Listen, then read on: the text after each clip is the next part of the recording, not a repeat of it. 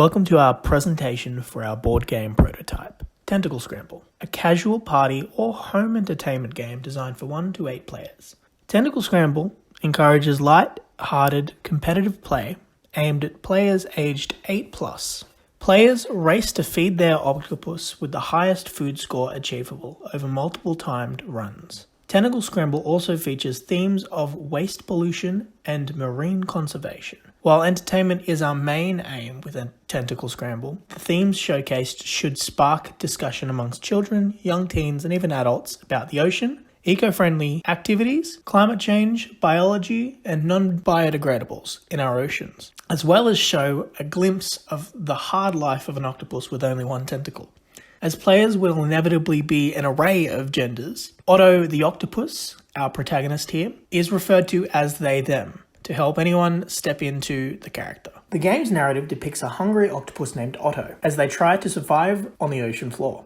Otto has lost 7 of their remaining tentacles and is in the process of growing them back, but they need lots of food to do so. Players must help Otto find their next meal by controlling their remaining tentacle to snatch fish from the deep and bring them back to him. While reeling in the fish, Otto must watch out for rival octopi and other obstacles like plastic waste and coral on the ocean floor that will make getting food an endeavor. Otto must hurry though. They only have 1 minute until their one tentacle becomes sore from all the fishing and must take a break. Provided a budget for the board game even exists, pieces would be designed as follows. The main tentacle game piece would consist of a ring attached to a themed rubber tentacle that would be placed over the finger. Fish pieces, used as point scoring in the game, would be circular weighted discs that would have a fish miniature affixed, which would make it tactile and relatively difficult for the tentacle to hook over. The rival octopus, or octopi if you are playing a game with more than 3 people, would be represented by an octopi mini that has tentacles extending out. Plastic tokens would be made of clear plexiglass counters, and the coral obstacles would be made of similar coloured plexiglass tokens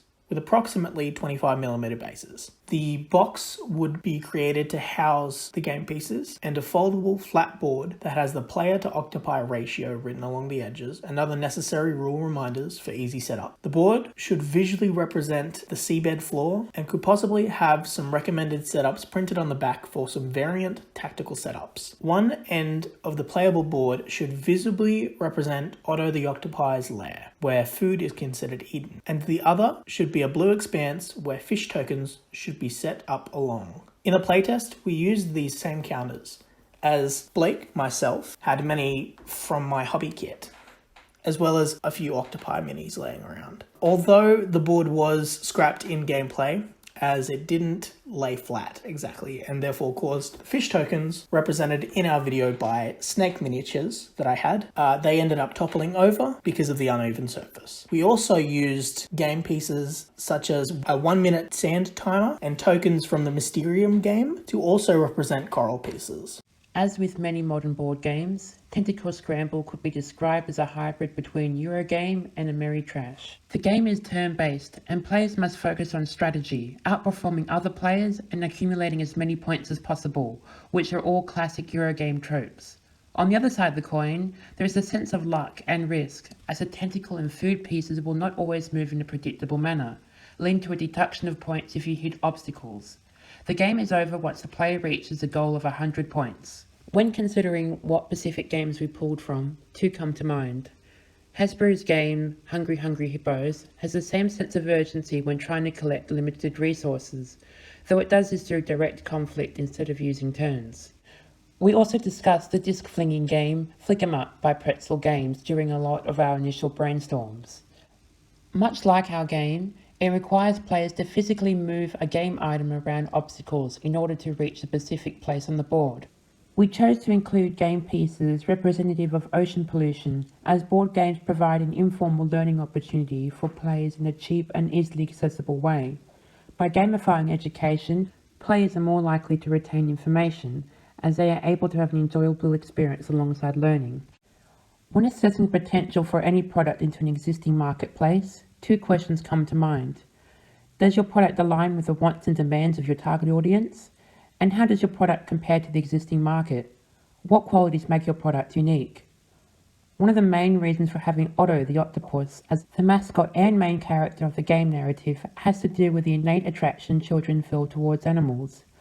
As the American biologist Edward Wilson famously said, "We as humans have an instinctual need to associate with living things, both human and non-human." Children often develop an appreciation of the natural world through unbridled curiosity and early environmental education. Children go to stuffed animals to seek comfort and emotional support when distressed, and a number of studies have shown lower stress levels in children that interact regularly with the natural world. By having an animal-focused board game, children's interest in the game will be increased.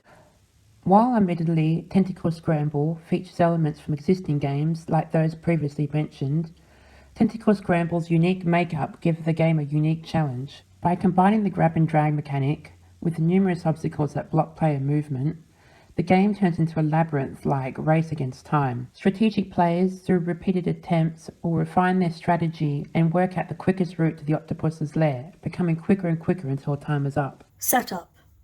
Set up the board as follows. Place the fish tokens at the far end from the players, in any orientation, as close or as far away from each other as wanted. Next, all players collect the red coral tokens and place them in an adjacent connecting path, although they need not touch. Next, place an amount of octopi equal to the amount of players halved onto the board, minimum of 1. Finally, place plastic tokens randomly amongst the board, ensuring no tokens of any kind are less than a finger length apart. So for our mechanics, the player who ate seafood last goes first, and then passes the turn clockwise. When the timer starts, you dangle the tentacle game piece along the board, trying to grab onto the food item. Once you have a hold of your potential meal, you must pull it towards Otto, yourself, avoiding the coral, plastic and other octopi. The other players tally the food items once they reach the side of the board that is closest to the player. Once they do this, they have been considered eaten. Players should put the fish back on the board once they have been eaten. If you hit a coral piece, you must unhook your meal and rehook it before you are able to drag it back.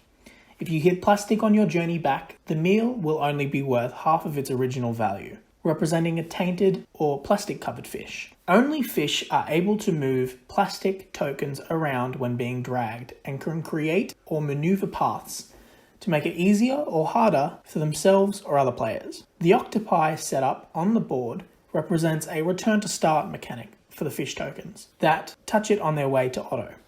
Thematically, Otto will always lose their fish to another octopi as they only have one tentacle. If activated, the fish token is removed from play and placed at the top of the board, representing a new untainted fish to be caught. You have 1 minute until your food is counted, and you have to hand the tentacle over to another player. The board is not touched for the duration of the game, even if plastic tokens are now touching, although the red coral tokens and octopi must remain where they are.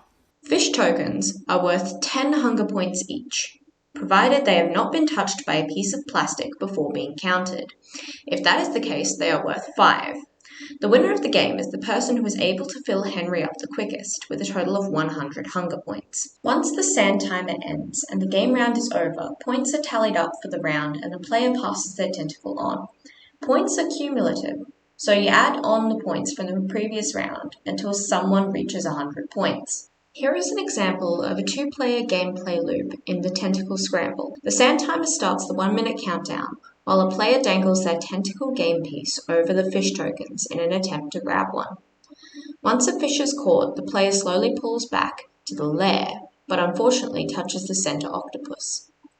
The player then releases the fish from the tentacle and places the fish back along the edge where the fish tokens are set up, and must once again find another fish to grab.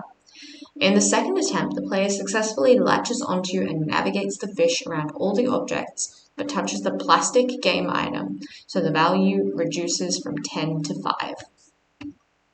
In other games, we found that strategies such as creating funnelways by pulling plastic tokens with the hooked fish tokens was useful in creating difficulties for other opponents, but this usually took up the majority of that player's turn, limiting the points they scored. Alternatively, open ways were created by ploughing the fish tokens through clusters of plastic tokens, decreasing that fish's value, but creating an easier time for the player's next attempts at retrieving fish.